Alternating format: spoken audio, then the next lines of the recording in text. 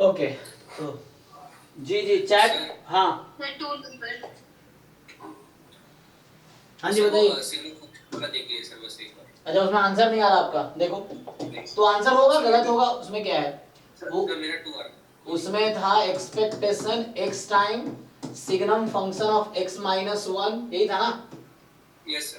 तो इसमें सर -6 और एक पॉजिटिव x -3 से कितना लिया था 1 x टाइम, नहीं इसमें -x -x होगा सर। -x में पीडीएफ क्या था सर 1/8 1/8 dx, फिर x 1/8 dx 1 से 5 यस इस तरीके से है। तो इसको वही करना पड़ेगा, हो सकता है आंसर मैच ना कर रहा अलग बात है। तो यस -1/x² 2 -3 से 1, ये 1/8 x²/2 1 से 5। तो यहाँ से आप सॉल्व करेंगे तो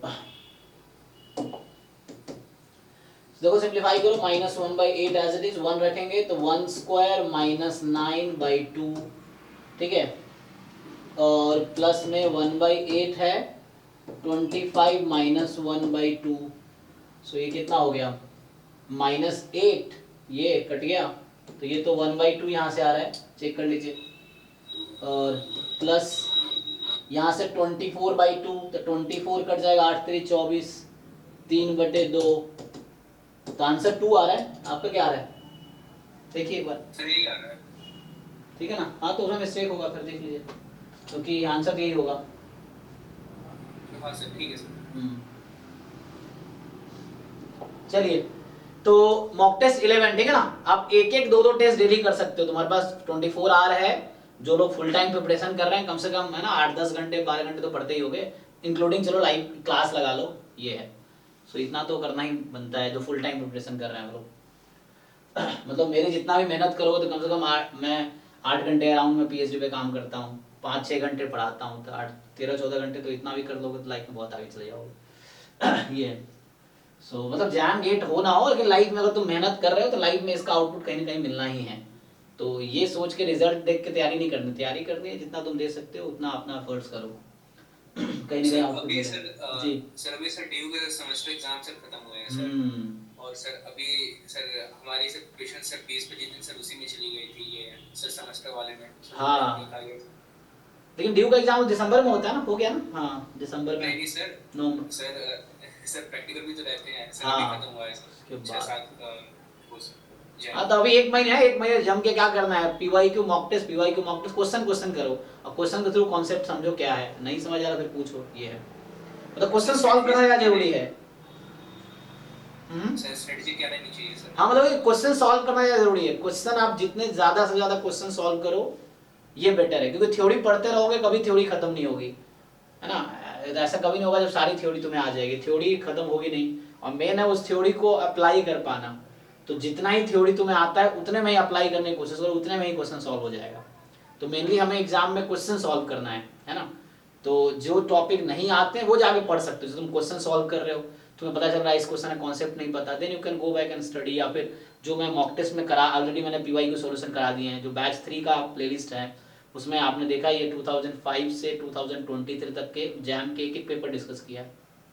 तो आपको पीवाईक्यू में कहीं डाउट हो जाके वीडियो देख लो बैच 3 का, अगर उसमें कन्विंस नहीं हो तो डाउट क्लास ज्वाइन करो। लेकिन स्ट्रेटजी क्या है कि अभी ज़्यादा से ज़्यादा क्वेश्चन सॉल्व करो, और अभी चूंकि एग्जाम टाइम आ गया है ना, 1 महीने बचे हैं, 1 महीने में क्या करोगे, पीवाईक्यू जिन लोगों का बाकी है पीवाईक्यू फ्रीक्वेंटली सॉल्व करो, कम से कम एग्जाम आने तक 4-5 बार हर पेपर तुम सॉल्व कर चुके हो, ईयर वाइज सॉल्व करो, ये नहीं यूनिट वाइज कर रहे, यूनिट वाइज शुरू में करते हैं कॉन्सेप्ट समझने के लिए, अभी ईयर वाइज करना होगा। एग्जाम में भी ऐसे ही होगा कि एक क्वेश्चन इस टॉपिक का दूसरे टॉपिक, तो उस ऑर्डर में तुम सॉल्व किए हो ताकि दिमाग वैसे शिफ्ट हो तो ज़्यादा टाइम ना लगे उसको एडॉप्ट करने में।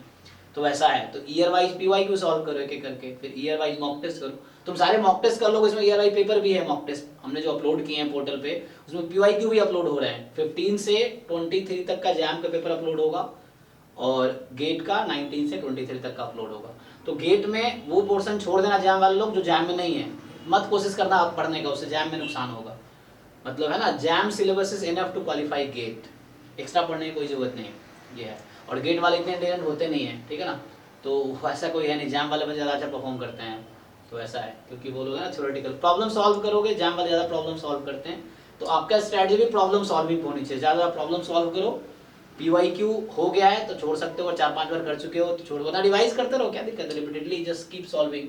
ये है क्वेश्चन सॉल्व करना ना, आपको दिमाग में क्या क्वेश्चन सॉल्व अप्रोच ही तो जानना है, क्वेश्चन सॉल्व कैसे होगा।